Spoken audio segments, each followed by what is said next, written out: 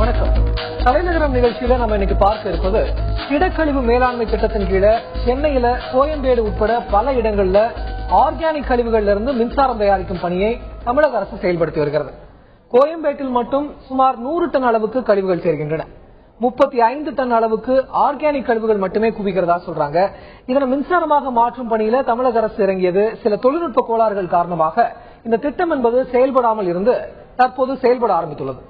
அது குறித்து பார்க்க இருக்கிறோம். அதற்கு முன்னால களத்துல இருந்து செய்தியாளர் ராஜா நம்ம கோயம்பேடு காய்கறி சந்தையில இருந்தே தகவலை தரதுக்காக காத்துட்டு இருக்காரு. அவர்கிட்ட போறதுக்கு முன்னாடி இந்த பிரச்சனை என்ன அப்படிங்கறத பாக்கலாம். சென்னையில மட்டும் குப்பைகளுக்கு பஞ்சமே இல்லை அப்படின்னு சொல்லணும். ஆனா மின் பற்றாக்குறை அப்படிங்கிறது அதிகமா இருக்கு. 2500 இருந்து 4000 மெகாவாட்டாக இருக்கக்கூடிய தமிழகத்தின் மின் பற்றாக்குறையால் பல்வேறு மாவட்டங்கள் இருளில் மூழ்கின அப்படின்னு தான் சொல்லணும். தலைநகர் சென்னையிலுமே 2 மணி நேர மின்வெட்டு என்பது மக்களை வாட்டி வந்தது. இந்த நிலையில தமிழக அரசு சூரிய சக்தி காற்றாலை மூலமாக மின்சாரம் தயாரிப்பதை ஊக்குவித்து வருகிறது. இந்த வரிசையில் திடக்கழிவு மேலாண்மை திட்டத்தில் சென்னை மாநகரில் தேங்கும் குப்பைகளை அகற்றி அதனை மக்கும் குப்பை மக்கா குப்பை என தனித்தனியே பிரித்து மக்கும் குப்பைகளிலிருந்து மின்சாரம் தயாரிக்கும் திட்டத்தையும் தமிழக அரசு செயல்படுத்தி வருகிறது. சென்னை கோயம்பேடு காய்கறி சந்தை ரொம்ப பெரிய அளவுக்கு ஏசியாலே பெரிய காய்கறி சந்தை. மலை அளவு தேங்கக்கூடிய கழிவுகள் காய்கறி கழிவுகளை கொட்டுறதுக்கு இடமின்றி திணறி வந்த மாநகராட்சி இக்கழிவுகளில் இருந்த மின்சாரத்தை தயாரிக்கும் பணியில இறங்கியது. அதன்படி கோயம்பேடு காய்கறி சந்தையில் 5 கோடி செலவில் திடக்கழிவு மேலாண்மை திட்டத்தின் மூலம் காய்கறி கழிவுகளிலிருந்து மின்சாரம் தயாரிக்கும் மையம் ஆரம்பிக்கப்பட்டது. 5 கோடி செலவில் ஆரம்பிக்கப்பட்டது. தொழில்நுட்ப காரணங்களால சில கோளாறுகள் ஏற்பட்டு அது பல நாட்கள் செயல்படாமல் இருந்து வந்த இந்த திட்டம் இப்போது அதாவது நேற்று முதல் செயல்பட துவங்கியுள்ளது. எல்லா கழிவுகளிலிருந்தும் மின்சாரம் தயாரித்து விட முடியாது என்று சொல்றாங்க. அதுல குறிப்பா ஆர்கானிக் கழிவுகள் மட்டும் தான் மின்சாரம் தயாரிக்கிறதுக்கு பயன்படும். கோயம்பேடு சந்தையில ஆர்கானிக் கழிவுகள் மட்டுமே 35 டன் வரை சேர்றதுனால நன்கு பயன்படுத்திக் கொள்ள முடியும் என்று அரசு கருதுகிறது. சென்னையில பயோமெத்தனேஷன் அப்படிங்கிற இந்த திட்டத்தின் மூலமாக சமீபத்தில் ஓட்டேரி, வானகரம், வெளாங்காடு போன்ற மற்ற இடங்களிலும் மக்கும் குப்பைகளிலிருந்து மின்சாரம் தயாரிக்கும் பணியை மாநகராட்சி செயல்படுத்தி வருகிறது, விரிவுபடுத்தி இருக்கிறது. அரசு மட்டுமல்ல, பொதுமக்களும் இந்த வகையில மின்சாரம் தயாரிக்க முடியுமா? அப்படி பொதுமக்கள் முன் வந்தாங்கன்னா அரசு உதவி பெற முடியுமா? எப்படி யாரை அணுகணும்? இதை பற்றி தான் தமிழக தலைநகரத்தில் பேசியிருக்கிறோம். செய்தியாளர் ராஜா கோயம்பேடு காய்கறி சந்தையிலிருந்து நேரலையில் கள தகவலுடன் காத்திருக்கிறார். ராஜா, உங்ககிட்ட வரேன். வணக்கம் ராஜா. ராஜா, கோயம்பேடு காய்கறி சந்தையில் இருக்கக்கூடிய இந்த திடக்கழிவு மேலாண்மை மையம், காய்கறி கழிவுகள்ல இருந்து மின்சாரம் தயாரிக்கக்கூடிய இந்த மையத்தை பத்தி சொல்லுங்க. அங்க உங்களுடைய பார்வையில் இருக்கக்கூடிய தகவல்களை சொல்லுங்க. விக்ரமன், 2 விஷயம். ஒண்ணு, நம்ம இப்போ அதிகமாக சேர்ந்து வரக்கூடிய குப்பைகளை நீக்குவது, இரண்டாவது நமக்கு தேவைப்படக்கூடிய மின்சாரம். இது இரண்டைக்குமான ஒரு தீர்வாக இந்த ஒரு திட்டம் இருக்கிறது. ஏனென்றால் இப்போ நீங்க ஏற்கனவே சொன்னது மாதிரி இப்போ கோயம்பேடு மார்க்கெட் ஆசியாவிலே ஒரு பெரிய மார்க்கெட். இங்க ஒரு 100 டன் அளவுக்கு தினசரி அந்த குப்பைகள் சேருது. இந்த குப்பைகள்ல நம்ம இப்போ அதாவது நீர்நிலைகள் இது போன்ற விஷயங்களை பாதிப்பு அடையாம இருக்கணும். ஒண்ணு இந்த திட்டத்தால அது ஒண்ணு கிடைக்கும். அதுல இருந்து அந்த 100 டன்ல இருந்து 100 டனை எடுத்து இப்ப நம்ம மின்சாரமோ உரமோ தயாரிக்க முடியாது. அதுல இருக்கக்கூடிய அந்த அதாவது நம்ம ஆர்கானிக் சொல்லக்கூடிய அதாவது உணவுப் பொருட்களா இருக்கக்கூடிய காய்கறிகள், பழங்கள், இந்த மாதிரியான உணவுப் பொருட்களா இருக்கக்கூடிய குப்பைகளை எடுத்து நம்ம இது போன்று பிரிச்சு மின்சாரமாவோ அல்லது அதாவது உரங்களாகவோ பயன்படுத்தலாம். அந்த வகையில இங்க 35 டன் கிடைக்குது. அதை எடுத்து ஒரு நாளைக்கு சுமார் 1 மெகாவாட் வரைக்கும் மின்சாரம் தயாரிக்க முடியும்ன்றதுதான் இந்த திட்டம். அதுல ஏற்கனவே 2009 இருந்து ஆரம்பிச்சு செயல்படுத்த வர்ற நேரத்துல இங்க ஒரு சில பிரச்சனை ஏற்பட்டது. என்ன பிரச்சனைனா, அதுலயும் அந்த காய்கறிகள், பழங்கள் எல்லாமே போட்டு பண்ண முடியுமானா அதுவும் பண்ண முடியாது. அங்க இருக்கக்கூடிய இந்த வாழைத்தார் ரொம்ப ஒன் பை ஒன்னா மிக்ஸ் ஆயிடுச்சு. ஆனா அதை வச்சு செஞ்சு பார்க்கும்போது தான் இது அந்த மின்சாரம் எடுக்க முடியாத ஒரு சூழ்நிலையில் இந்த பிளான்ட் தடைப்பட்டு நின்னது. இருந்தாலும் இது அரசியல் ரீதியாக கேள்வி கேட்கும் அளவிற்கான இந்த திட்டங்கள், அதாவது குப்பையிலிருந்து மின்சாரம் எடுப்பது என்பது சென்றது. இருப்பினும் இதை ஒரு வெற்றிகரமா இப்போ முடிச்சிருக்காங்க. இந்த திட்டத்தை பொறுத்த வரைக்கும் சிஎம்டிஏ தான் பண்றாங்க. சிஎம்டிஏ அதாவது லெதர் இன்ஸ்டிடியூட், சென்னையில் இருக்கக்கூடிய லெதர் இன்ஸ்டிடியூட்டோட சேர்ந்து இந்த திட்டத்தை செஞ்சுட்டு இருக்காங்க. இப்போ இதுல 1 மெகாவாட் அளவுக்கு மின்சாரம் கிடைக்க இருக்கு. அதே போன்று சென்னையை தவிர்த்து மற்ற பகுதிகளில் பார்த்தோம்னா மாநகராட்சியும் இந்த திட்டத்திற்கு இப்போ அதாவது குப்பைகள்ல இருந்து செயல்படுத்தலாம் அப்படின்ற ஒரு முடிவுக்கு வந்திருக்காங்க. அதே மாதிரி ஓட்டேரி உள்ளிட்ட சில பகுதிகள் செஞ்சு வராங்க. புளியந்தோப்புல கூட ஒரு பைலட் திட்டமா போயிட்டு இருக்கு. அதாவது மின்சாரம் எடுக்கிறது மட்டும் இல்லாம மீத்தேன் வாயு மூலமா எடுத்து சமையல் கேஸ் கொடுக்கலாம். அது மட்டும் இல்லாம அதே மாதிரி ஏற்கனவே சொன்ன மாதிரி நான் சொன்ன மாதிரி உரங்கள் கொடுக்கலாம் அப்படின்றது அந்த பைலட் திட்டம் நிறைவேறினா கூடிய விரைவில் இருக்கக்கூடிய சோனல் அலுவலகங்களையும் கூட மாநகராட்சி சார்பா இது நடைமுறைப்படுத்தப்பட இருக்கிறதா நமக்கு தகவல் இருக்கு. விக்ரம், ராஜா, சுமார் 0.25 மெகாவாட் மின்சாரம் அளவிற்கு அந்த அளவிற்கான மின்சாரத்தை இந்த கோயம்பேடுல இருந்து மட்டுமே தயாரிக்கலாம் அப்படிங்கறதுதான் அந்த டெடா அப்படிங்கக்கூடிய தமிழ்நாடு எலக்ட்ரிசிட்டி டெவலப்மெண்ட் ஏஜென்சி தகவலாக இருக்கிறது. 0.25 மெகாவாட் என்பது சென்னையினுடைய மின் பற்றாக்குறையில ரொம்ப பெரிய இம்பாக்ட் ஏற்படுத்துமானா கண்டிப்பா கிடையாது. இருந்தாலும் இது ஒரு நல்ல முயற்சி என்றுதான் சொல்ல வேண்டும். இப்போ அந்த திட்டத்தினுடைய நிலைமை எப்படி இருக்கு? அங்க யாராவது உங்களுக்கு இந்த திட்டத்தை சரியாக செயல்படுத்தப்பட்டால் எந்த அளவு வரை மின்சாரம் அதிகரிக்கப்படுவதற்கான வாய்ப்புகள் இருக்கா? மின்சார உற்பத்தி என்பது அது குறித்து சொல்லுங்க ராஜா. அதாவது விக்ரம், இந்த பிளான்ட பொறுத்தவரைக்கும் கோயம்பேடு மார்க்கெட்டை ஒட்டி தான் வச்சிருக்காங்க. ஏன்னா இதுல இருந்து கிடைக்கக்கூடியதை மட்டும் எடுத்து பண்ணலாம்ன்றது மாதிரிதான் இது இருக்கு.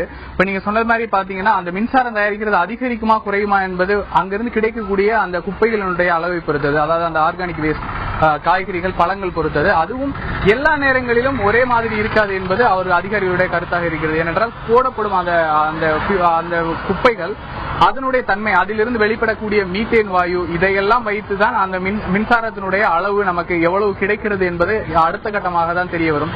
இருப்பினும் இது ஒரு நல்ல திட்டம். அதாவது நம்மளுடைய மின் தேவையை போக்க முடியுமா என்பதையும் தாண்டி இப்படியான குப்பைகளை விட்டோம் என்றால் அது நீர்நிலைகளை நிச்சயமாக பெரிய அளவில் மாசுபடுத்தும். மின்சாரம் பெரிய அளவில் தரவில்லை என்றாலும் மாசு என்பது பெரிய அளவில் இருக்கும். இதனை எடுத்து கொண்டு போய் இப்போ நம்ம பார்த்தோம்னா கொடுங்கையூர்ல கொட்டுவாங்க. இங்க இருக்கிறது எடுத்து அடுத்து எங்க கொண்டு போறாங்கன்னா, ஒண்ணு கொடுங்கையூர் கொண்டு போவாங்க, இல்லைன்னா பெருங்குடி கொண்டு வருவாங்க. ரெண்டுமே மிகப்பெரிய நீர்நிலைகள். கொடுங்கையூரிலும் இருப்பதும் நீர்நிலை, அதே போன்று பெருங்குடியில் இருப்பதும் சதுப்பு நில காடுகள் நிறைந்த நீர்நிலை. அவற்றில் இந்த மாசுபாடை தடுக்கவே முடியாம இருக்கு. இன்னொன்னு பேப்பர் வேஸ்ட கூட எடுத்து நம்ம பிளாஸ்டிக் எல்லாம் சாலை பயன்படுத்துறதுக்கு அதற்கும் ஒரு திட்டம் இருக்கு இந்த திடக்கழிவு மேலாண்மை திட்டத்தில். அது மூலியமாக செய்து வருகிறோம். ஆனால் ஆர்கானிக் இந்த மாதிரியான விஷயங்களை விட்டு விடுவதால் அதாவது நீரினுடைய மாசுபாடை குறைப்பதற்காக பயன்படும். மொத்தத்தில் இதை அதாவது இந்த காய்கறிகள், பழங்கள் போன்ற அதனுடைய வேஸ்ட நம்ம அதன் மூலியமாக மின்சாரம் அதிக அளவில் பெற முடியவில்லை என்றாலும் அதனை நீக்குவதற்கு இந்த திட்டம் ஒரு சிறப்பான திட்டமாக இருக்கும்.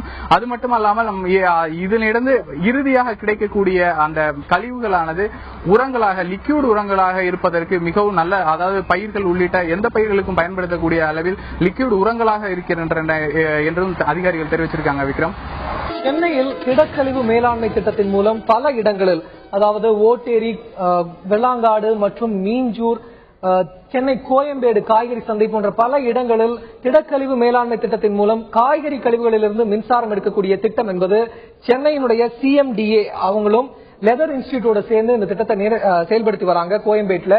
இதில் எந்த அளவுக்கு பயன் இருக்கிறது? பொதுமக்கள் இதை பயன்படுத்திக் கொள்ள முடியுமா? பொதுமக்கள் தங்களுடைய வீடுகளில் இருக்கக்கூடிய கழிவுகளில் இருந்து மின்சாரத்தை பெற முடியுமா? இந்த திட்டத்திற்கு அரசு உதவி கிடைக்குமா? போன்ற பல விஷயங்களை தலைநகரத்தில் விவாதித்துக் கொண்டிருக்கிறோம்.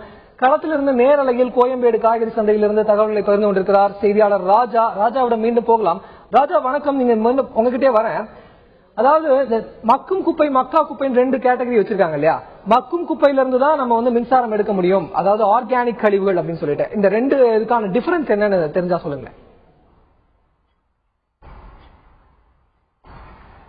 நிச்சயமாக இப்ப நீங்க பாக்கலாம், நம்ம இருக்கிற இடத்துல அந்த மக்கும் குப்பை என்னென்ன பழங்கள், காய்கறிகள், அதாவது குறிப்பாக வல்லுநர்கள் தெரிவிப்பது என்னவென்றால், நம் உடல் ரீதியாக நமக்கு எந்த பொருள் ஜீரணமாகுமோ அந்த பொருட்கள் எல்லாம் அதாவது அந்த மக்கும் குப்பை என்பதை விட மின்சாரம் தயாரிக்கக்கூடிய, உரங்கள் தயாரிக்கக்கூடிய அளவிற்கான தகுதி வாய்ந்த பொருட்கள் நமது ஜீரணி.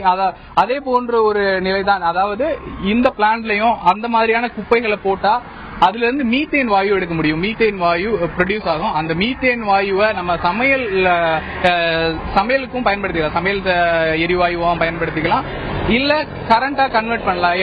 இந்த எனர்ஜியை மீத்தேன் வாயுவை பவரா கன்வெர்ட் பண்ணலாம். ரெண்டாவது மக்கும் குப்பை, மக்காத குப்பை. மக்கும் குப்பைகள் அந்த பழங்கள் வகைகள் மட்டும்தான் எடுக்க முடியும். மற்ற வகைகள் அவ்வளவு எளிதாக எடுக்க முடியாது. மக்காத குப்பை என்று பார்த்தா நம்ம பிளாஸ்டிக் பொருட்கள், மரக்கட்டைகள், இவைகள் எல்லாமே கூட இதற்கு உதவாது. அதாவது நார்மலா மக்கும் குப்பைகள் வகையில பாத்தீங்கன்னா சாதாரண அந்த பேப்பர் வகைகள் எல்லாம் எளிதில் மக்கும் குப்பையாகத்தான் இருக்கும். ஆனா அவற்றையெல்லாம் யூஸ் பண்ண முடியாது.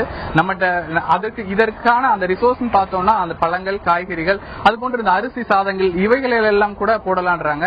இது மட்டும் இல்ல, இங்கிருந்து இல்லாம பொதுவாகவே கழிவு நீர்கள் இருக்கு இல்லையா, கழிவு நீர்கள்ல இருந்து கூட தற்பொழுது இந்த மின்சாரம் தயாரிக்க முடியும்னு சொல்றாங்க. நமக்கு இப்ப தேவை ரிசோர்ஸ், அதாவது நமக்கு மின்சாரத்திற்கான ரிசோர்ஸ் எதுவாக இருந்தாலும் சரி, இந்த இவ்வளவு பெரிய பிளான்ட் வந்து அரசு மட்டும்தான் பண்ண முடியும். ஏன்னா அவ்வளவு பெரிய குப்பைகளை அள்ளி எடுத்துட்டு வந்து போடுறது சாத்தியமில்லாத விஷயம். ஆனா அந்த கோயில்கள், சிறு சிறு ஹோட்டல்கள், இந்த மாதிரி இடங்கள்ல வந்து அவங்களே கூட வச்சுக்கலாம். ஒண்ணு இந்த பழக்கடைகள் அதிகம் இருக்கிற இடங்கள்ல அங்கிருந்து சிறிய அளவில் பூர்த்தி செஞ்சுக்கலாம். நம்ம இதுக்கு முன்னாடி ஒரு பிளான்ட்ல போய் பார்த்துட்டு வந்தோம். அங்க வெறும் 500 கிலோ இந்த மாதிரியான குப்பைகள், அந்த ஹோட்டல்ல மிஞ்சக்கூடிய பொருட்கள், பழங்கள், காய்கறிகள் இவற்றை வச்சு பண்ணிருந்தாங்க. 3 தெருவுக்கு மின்சாரம் கொடுக்கிற அளவுக்கு அங்கிருந்து அவர்கள் அந்த மின்சாரத்தை எடுத்து கொடுத்திருக்கிறார்கள். அந்த அளவிற்காக பண்ண முடியும். அது மட்டும் இல்லாமல் அவர்கள் ஒரு கோவிலிலும் அதனை செய்து காட்டியிருந்தார்கள். அங்கு பிரசாதம் சமைப்பதற்கு ஒரு சிறிய அளவில் ஒரு 30,000 ரூபாய் அளவில் செலவு செய்து அந்த ஒரு மாதிரியான ஒரு சின்ன பிளான்ட்டையும் அவங்க அங்க பண்ணி வச்சிருக்காங்க. எனவே அந்த மக்கும் குப்பைகளிலும் சில ரகங்களை பயன்படுத்தி இதனை எடுக்கலாம். இது நிலத்தடி நீரை மாசுபடுத்தாமல் அதாவது நீர்நிலைகளை மாசுபடுத்தாமல் இருக்க இது பெரிய அளவுக்கு இந்த ப்ராஜெக்ட் உதவும். இங்க மட்டும் இல்ல, இப்போ சக்சஸாக அதாவது 2009க்கு பிறகு அதிகமாக அறியப்பட்ட இந்த ப்ராஜெக்ட் என்பது அரசு சார்பாக சென்னையில் மட்டும் இல்லாமல் மற்ற இடங்களில் எடுத்து போயிருக்காங்க. நமக்கு இருக்கக்கூடிய இந்த மாநகராட்சிகள சிறப்பு நிலை நகராட்சிகள் உள்ளிட்ட பல இடங்களிலும் இப்ப பயன்படுத்துறாங்க. இப்ப திண்டுக்கல்ல கடந்த அதாவது பிப்ரவரி மாசத்துல ஒரு ப்ராஜெக்ட் போட்டிருக்காங்க. நம்ம இப்ப ரீசெண்டா பார்த்தோம்னா அங்கேயும் வந்து அங்க கிடைக்கக்கூடிய வகைகளை வச்சு தயாரிக்கிறதுக்காக ஒரு 90 லட்சம் செலவுல போட்டிருக்காங்க. அதே மாதிரி கோபிச்செட்டிப்பாளையம், திருப்பூர் பல மாநகராட்சிகளிலும் இப்ப அந்த உள்ளாட்சி அமைப்புகள் அதற்காக முனைப்பு காட்டுகின்றன. ஏனென்றால் இவ வந்து குறைந்த செலவில் செயல்படுத்த முடியும், 2வது குப்பையை நீக்க முடியுன்ற அந்த ஒரு காரணத்தை முன்னிட்டு அவர்களும் இதற்கான முன்னிலை எடுத்து, அதாவது தமிழகம் முழுவதிலுமே அரசு சார்பாக இந்த திடக்கழிவு மேலாண்மை திட்டத்தை செயல்படுத்துவதற்கு முனைப்பு காட்டுவதை நம்மால் பார்க்க முடிகிறது. விக்ரமன், அதாவது மொத்த மின் தேவையில 32% அளவுக்கு, இந்தியாவினுடைய மொத்த மின் உற்பத்தியில 32% அளவுக்கான மின் தேவையை இந்த பயோ மாஸ் அப்படிங்கறதுல மட்டுமே இருந்து பெறாங்க அப்படிங்கிற ஒரு தகவல் நமக்கு கிடைச்சிருக்கு. இதுல கோயம்பேடுல மட்டுமே 0.25 மெகாவாட் அளவிற்கு மின் உற்பத்தி அந்த தாவர கழிவுகள், காய்கறி கழிவுகள்ல இருந்து பெறப்படக்கூடிய மின்சாரத்தின் மூலமாக 0.25 மெகாவாட் அளவிற்கு மின் உற்பத்தி செய்யப்படுகிறது. அந்த பிளான்ட் என்பது நேற்றுதான் ஆரம்பிக்கப்பட்டிருக்கிறது. அது குறித்து நம்ம பேசிட்டு இருக்கோம் தொடர்ச்சியாக தலைநகரத்துல. ராஜா, உங்ககிட்ட மீண்டும் ஒரு கேள்வியோட வரேன். அதாவது அரசு மட்டும்தான் இதை செய்ய முடியுமா? பிரைவேட்டாக பொதுமக்கள் ஒரு குழு மாதிரி ஆரம்பிச்சு, ஒரு சுய உதவி குழுவோ இல்ல ஒரு குழு மாதிரி ஆரம்பிச்சு பொதுமக்களும் இதை செய்ய முடியுமா? அதுக்கான எக்ஸாம்பிள்ஸ் ஏதாவது இருக்கா? சென்னையில அந்த மாதிரியான பிளான்ஸ் ஏதாவது பொதுமக்கள் பிரைவேட்டா செஞ்சிருக்காங்களா? அதை பத்தி ஏதாவது தகவல் இருக்கா? விக்ரமன், இப்ப நம்ம பார்த்தோம்னா இதை பவருக்கு பயன்படுத்தலாம்னு நம்ம சொல்லியிருக்கோம். ஏற்கனவே சோலார் எனர்ஜி வந்த பொழுதும் அதிகமான விலை இருந்ததால பொதுமக்கள் நாட முடியாம இருந்தது. அதற்காக அரசுகள் சில நடவடிக்கைகள் எடுத்தார்கள். அதனை அடுத்து அதனுடைய விலை படிப்படியாக குறைய ஆரம்பித்தது. மானியம் கொடுத்தார்கள். அதனை அடுத்து தற்பொழுது சோலார் எனர்ஜியை பரவலாக பயன்படுத்தி வருகிறார்கள். நம்ம இந்த மரபுசாரா எரிசக்தி தூய மின்சாரம் பார்த்தோம்னா 3 வகை. ஒன்னு சோலார் எனர்ஜி, 2வது விண்ட் எனர்ஜி, அதுக்கடுத்து இந்த திடக்கழிவு மேலாண்மை மூலியமா தயாரிக்கலாம். இந்த திடக்கழிவு மேலாண்மை மூலியமாக, அதாவது குப்பைகள் என்பதால் பொதுமக்கள் உடனடியாக பயன்படுத்தி விட மாட்டார்கள், அதிலிருந்து நாற்றம் வரும் என்பது இன்னொரு விஷயம். அதனையும் மீறி பல என்ஜிஓக்கள் தற்பொழுது அதை இது மூலியமாக செயல்படுத்த களத்தில் இறங்கி இருக்கின்றன. குறிப்பாக நம் பம்மலில் ஒரு எக்ஸ்னோரா சார்பாக ஒரு யூனிட்டை பார்த்தோம். அங்கதான் அந்த 3 தெருவுக்கு தேவையான விளக்குகளுக்கு மின்சாரம் அளிப்பதை பார்க்க முடிந்தது. அவர்கள் அது மட்டும் இல்லாம பக்கத்தில் இருக்கக்கூடிய ஒரு வீட்டுக்கு அது மூலியமாக கேஸ் இணைப்பு, மீத்தேன் வாயு மூலியமாக சமையல் கேஸ் இணைப்பு கொடுப்பதற்காக முயற்சித்திருக்காங்க. அது தொடர்பா டெடா, தமிழ்நாடு எனர்ஜி டெவலப்மெண்ட் கார்பரேஷனுக்கு அவங்க ஒரு ப்ரொபோசல் கொடுத்திருக்காங்க. அவங்களும் அது தொடர்பாக நாங்க வந்து நடவடிக்கை எடுக்கிறோம். இதனை கொண்டு வர முடியுமா பப்ளிக் செக்டருக்கு, அதாவது பொதுமக்களே பயன்படுத்திக் கொள்ள அளவுக்கு கொண்டு வர முடியுமா என்பதை பார்ப்போம். அந்த ப்ரொபோசலுக்கு சொல்லியிருக்கிறாங்க. அதனை அடுத்து அதை ஏற்கனவே குறிப்பிட்டது மாதிரி சோலார் போல இதையும் கொண்டு வர முடியும். அதற்கான முயற்சிகளை அரசு எடுத்தால் நன்றாக இருக்கும் என்பது அவர் என்ஜிஓ சார்பாகவும் இந்த பொதுமக்கள் இதற்காக முனைப்பு காட்டுவர்கள் சார்பாகவும் கோரிக்கையாக இருக்கிறது. விக்ரமன், என்ஜிஓக்கள் குறிப்பா என்ன கோரிக்கை வைக்கிறாங்க? அரசு கிட்ட இருந்து மானியம் ஏதாவது கேட்கறாங்களா, இல்ல அரசே இதுக்கான நிதி உதவியை கொடுக்கணும், மக்களுக்கு கொடுக்கணும் அப்படின்ற மாதிரி விரும்புறாங்களா? என்ன மாதிரியான கோரிக்கைகள் என்ஜிஓக்கள் வைக்கிறாங்க? பொதுமக்கள் தங்களுடைய வீட்டுகள்ல அந்த கழிவு யூஸ் பண்ணி மின்சாரம் தயாரிக்க முடியுமா? அரசுகிட்ட இருந்து தங்களுடைய உதவிகளை பெற முடியுமா?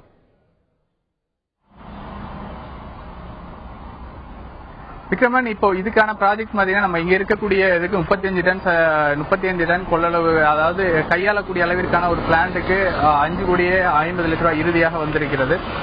அது மட்டும் இல்ல, இவ்வளவு தேவை கிடையாது. வெறும் 30,000 முதல் இந்த பிளான்ட்கள், இது போன்ற பிளான்ட்களை தங்கள் வீடுகளில் அமைத்துக் கொள்வதற்கான வாய்ப்பு இருப்பதாக அவர்களுடைய கருத்தாக இருக்கிறது. ஏனென்றால் 30,000 இருந்து சிறிது சிறிதாக செய்து கொள்ளலாம்.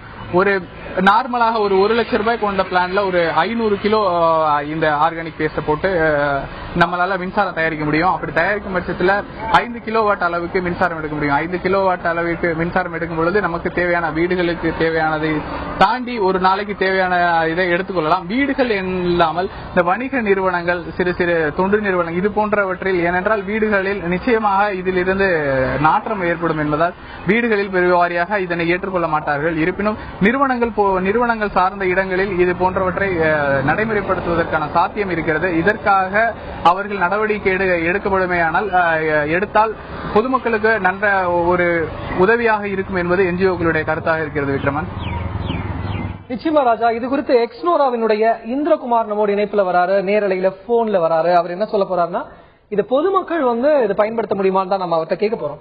வணக்கம் சார். வணக்கம் சார் இந்திரகுமார். இந்த திடக்கழிவு மேலாண்மை திட்டத்தை பொதுமக்கள், பிரைவேட் என்ஜிஓக்கள் இதை செய்ய முடியுமா? இதற்கான வசதிகளை, பண வசதியை மானியமாக அரசு கொடுக்குமா? இதை எப்படி செய்யலாம், அதை பத்தி சொல்லுங்க சார். முதல்ல பாத்தீங்கன்னாக்கா, குப்பையில இருந்து மின்சாரம் தயாரிக்கிறதுன்றதுக்கு ஒரு லார்ஜ் ஸ்கேல் ஸ்கீம். அதை பொதுமக்கள் இமிடியட்டா ஒன்னும் பண்ண முடியாது.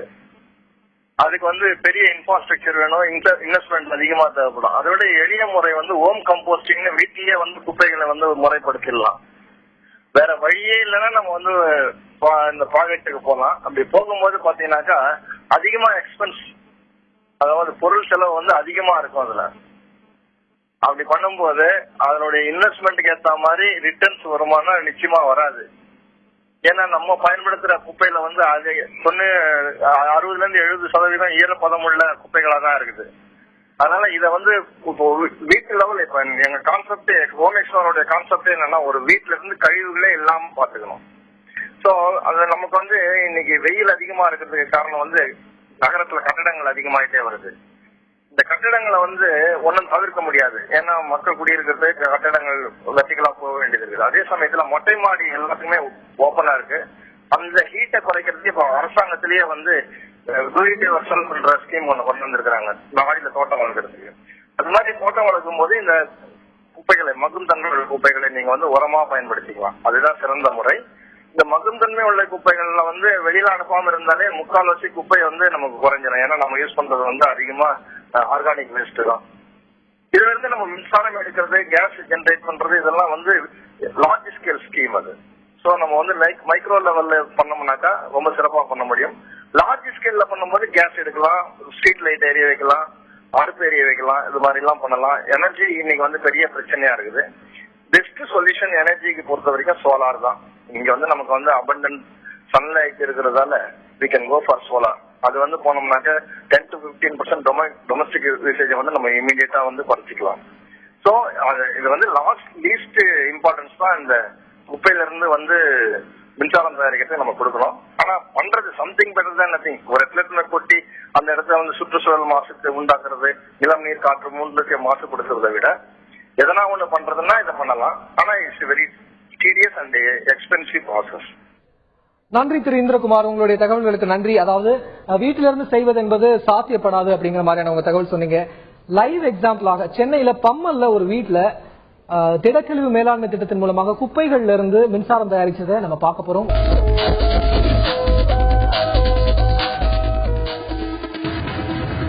சென்னையில் பம்மல் பகுதியில் இந்த திடக்கழிவு மேலாண்மை திட்டத்தின் மூலமாக கழிவுகள்ல இருந்து, காய்கறி கழிவுகள்ல இருந்து, குப்பைகள்ல இருந்து மின்சாரம் எடுக்கக்கூடிய ஒரு லைவ் டெமான்ஸ்ட்ரேஷன் தலைநகரத்துல உங்கள் பார்வைக்கு. தமிழக அரசு சார்பாக சென்னை மாநகராட்சி, அது மட்டுமல்லாமல் தமிழகம் முழுவதிலும் எங்கெங்கே இது போன்ற, அதாவது திடக்கழிவு மேலாண்மை மூலியமாக மின்சாரம் தயாரிப்பதை பார்த்து வருகிறோம். இந்த நிலையில் சென்னையில் இருக்கக்கூடிய பம்மல் நகராட்சிக்கு உட்பட்ட பகுதியில் மங்களம் பாலசுப்ரமணியம் என்பவர் தொடர்ந்து 3 ஆண்டுகளாக இதன் மூலியமாக மின்சாரம் தயாரித்து வருகிறார். அவரிடம் இதன் குறித்தான செயல் திட்டங்களை கேட்கலாம். மேம், இந்த திட்டத்தை நீங்க 3 ஆண்டுகளாக செயல்படுத்தி வர்றீங்க. இந்த திட்டம் இதை எப்படி செய்கிறது? என் பேர் மங்களம் பாலசுப்ரமணியன். நான் பம்மல் பகுதியில கடந்த ஒரு 10 வருடங்களாக திடக்கழிவு மேலாண்மை செய்து கொண்டு வருகிறேன். ஒவ்வொரு வருடமும் பாத்தீங்கன்னா ஒவ்வொரு முன்னேற்றங்கள் பண்ணிட்டே இருப்போம். முதல்ல பாத்தீங்கன்னா அந்த மக்கும் குப்பையில இருந்து நாங்க மண்புழு உரம் பண்ணினோம்.